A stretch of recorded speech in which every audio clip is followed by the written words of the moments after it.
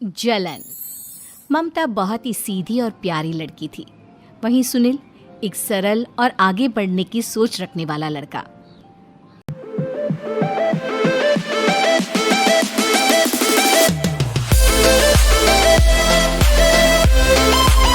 सुनील, बेटा सुनील कहाँ है? अरे जरा एक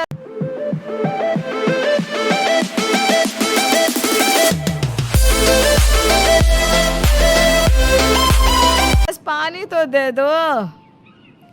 हाँ माँ, अभी आया। क्या माँ, पानी तेरे सर के पास ही तो रखा है। क्या हो गया है, तबीयत खराब है क्या?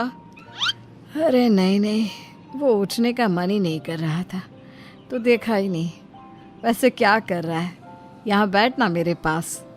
माँ पढ़ रहा था। वो क्या है ना, नौकरी में तो वक्त नहीं मिलता, अब ऑफिस से घर आकर ही तो वक्त मिलता है। अच्छा ठीक है, पढ़ ले जा बेटा।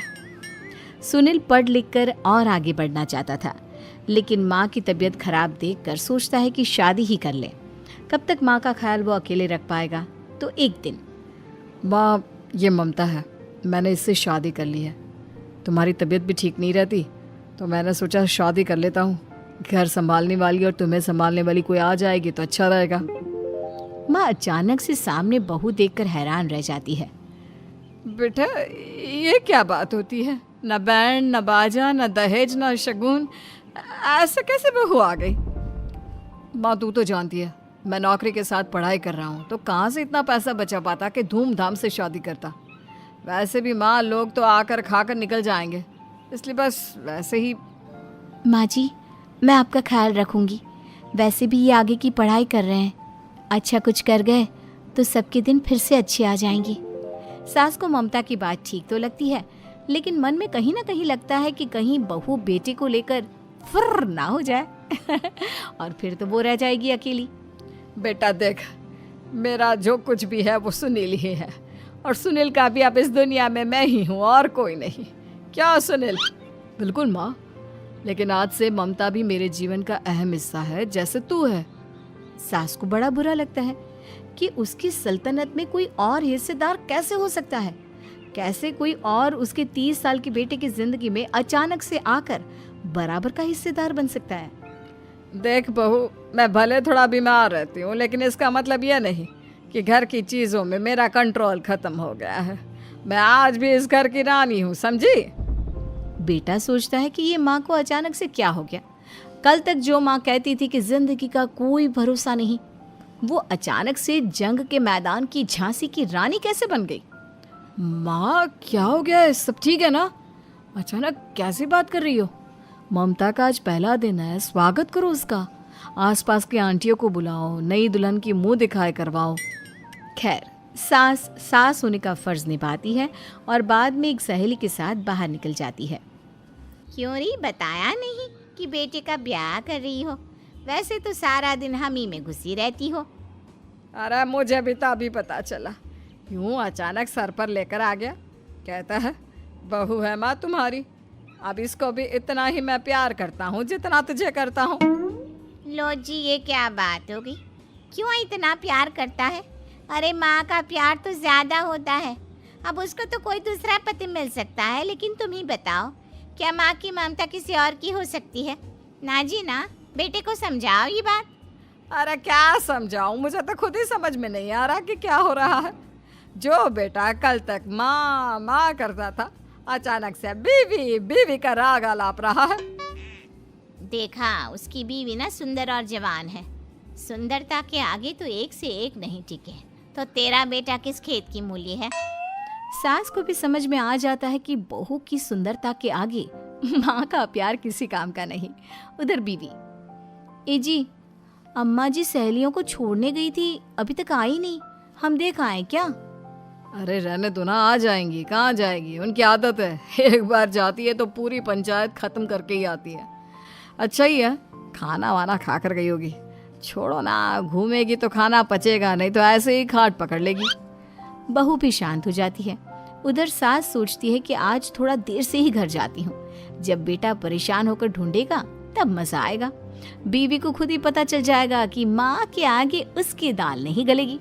लेकिन वहीं दूसरी ओर घर पर, ए जी, माँ जी अभी भी नहीं आई, हमको तो घबराहट हो रही है कि क्या करें, जाकर पता करें किसी के घर।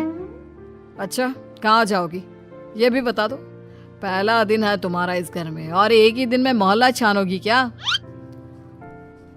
हाँ तो आप भी तो नहीं जा रहे हैं ना, हमको फिक्र हो रही है। अरे यार, ये रोज का है अम्मा का, खाओ और सो जाओ। बस फिर क्या था। बेटा बहू खाना खाते हैं और कमरे में सोने चले जाते हैं। उधर जब सास को कोई देखने नहीं आता तो वह हार कर घर आ जाती है, जहाँ वो देखती है कि सारे घर की लाइट्स बंद है। सास को गुस्सा आता है। बहू, ममता बहू कहाँ हो? लेकिन सारे दिन की थकी बहू को ऐसी नींद आती है जैसे किसी ने भांग की गोली खिला दी हो। वो तो नहीं उठती। उठकर आ जाता है बेटा। अरे क्या बात है अम्मा, काहे चिल्ला रही हो? अरे सो जाओ ना, सुबह की थकी है बहू, वो सो रही है। जोर से बोलोगी तो नींद खुल जाएगी उसकी। माँ को गुस्सा आ जाता है। फिलहाल तो सो जाती है, लेकिन मन ही मन ढेर सारा जहर बहू के लिए भरा होता है। सुबह बहू चाय बना रही होती है कि सास धीरे से गैस तेज कर देती है, जिससे चाय का बर्तन जल जाता है। और जैसे ही बहू चाय का बर्तन उठाती है उसका हाथ जल जाता है। मेरा हाथ जल गया। वो जोर जोर से चिल्लाकर इधर उधर भागती है कि सास थोड़ी देर में उसके हाथ में पानी डाल देती है। हाय रे बहू, क्या कर रही हो? पहली बार रसोई छुई हो क्या? सासू माँ गलती से गैस तेज रह गई थी और बर्तन जल गया, जिससे मेरा हाथ जल गया। हाय रे, कितना गंदा दाग। छी छी छी छी, मुझे तो उल्टी आ रही है तेरा गला हुआ मांस देखकर। तू ना मुझे अभी साथ से खाना मत लगाना। बहू भी खुद का हाथ देखती है तो उसे भी रोना आ जाता है। कुछ दिनों के बाद सास की सहेली आती है, बहू चाय बनाकर लाती है। उसके जाने के बाद सहेली कहती है, बहू की सुंदरता ऐसी है कि कोई भी दीवाना हो जाए। वैसे तेरे बेटे का क्या हाल है? अरे वैसा ही है, बहू के पीछे लट्टू। क्या करूं, कुछ समझ में नहीं आ रहा। मैंने तो बहू के चेहरे पर दिवाली के पटाखे की चक्री फेंक दी, उसका पूरा चेहरा जल गया। अब देखो ना रही सुंदरता, और ना ही अब मेरा बेटा उसे पूछता है। अरे अब तो वो उसे छोड़कर दूसरी भी देखने को बोल गया है मुझे। बहू सारी बात सुन रही होती है। आंटी एक बात बताइए, क्या भरोसा है कि दूसरी सही आए और आपके अनुसार रहे? देखिए आंटी, मेरी सासू माँ को गलत बात सिखाने की जरूरत नहीं है। हमारा परिवार साथ में खुशी से रह रहा है। देख बहू, मेरी सहेली की बेइज्जती ना कर, वही अच्छा रहेगा तेरे लिए, समझी? बहू नहीं मानती है। वो बार बार उनकी सहेली को घर से निकल जाने को कहती है। तभी सास की सहेली पास के चूल्हे से लकड़ी लाकर बहू के चेहरे पर लगा देती है। बहू जोर जोर से रोने लगती है। अरे ये क्या कर दिया? मैंने कहाँ किया, ये तो तूने किया। तू ही नहीं चाहती थी कि बहू बेटे के साथ रहे, भला मैं क्यों करूँगी? मैं तो चली, निपटो अब। बहू रो रही होती है, दर्द से चिल्ला रही होती है, लेकिन सास उसे डॉक्टर के पास नहीं ले जाती। तभी पति आता है। क्या हो गया ममता? ये दाग कैसे लगा? तुम कैसे जली? ममता कुछ नहीं कहती, बस दर्द से करा रही होती है। पति माँ की तरफ देखता है। हो ना हो माँ, ये पक्का आपका काम है। आप ही ममता से जला करती थी ना। देखना माँ, अब पुलिस आएगी, केस बनेगा, लेकिन पहले मैं ममता को अस्पताल लेकर जा रहा हूँ। सभी अस्पताल जाते हैं, जहाँ डॉक्टर ममता की सास से कहते हैं, आपने तो नहीं जलाया ना बहू को? अब ममता की सास के तो पसीने छूट रहे होते हैं। वो घबरा कर कहती है, ना ना डॉक्टर साहब, कैसी बात करते हैं? हम क्या जलाएंगे अपनी बहू को? डॉक्टर ममता के पति से पूछते हैं। देखिए, क्योंकि ये ससुराल में जली है तो मामला पुलिस का बनता है, तो आप पहले पुलिस को बुलाइए, तभी इलाज पूरा होगा। सास डर जाती है कि अब तो बच्ची जिंदगी जेल में ही रहना होगा। रहने दीजिए ना, पुलिस को क्यों बुलाना? सारी हंसी खत्म हो जाएगी जब पुलिस के डंडे पड़ेंगे। बहू को जलाना भले ही बहुत आसान हो, लेकिन उसके बाद सारी जिंदगी जेल की हवा खाना। सास डर जाती है। पुलिस आती है। पास लेटी दर्द से करा रही ममता स्टेटमेंट देती है। तो क्या हुआ था? कैसे जली आप? ममता पास खड़ी सास को देखती है। बेटी बताओ, कैसे जल गई तुम?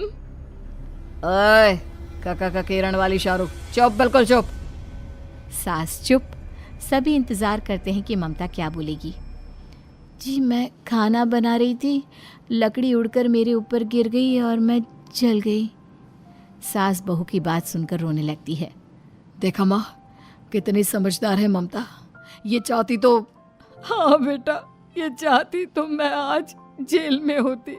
मुझे माफ कर दे, मैं आगे से अभी कभी ऐसा नहीं करूंगी। बहू के साथ मिलकर रहूंगी, मुझे माफ कर दे।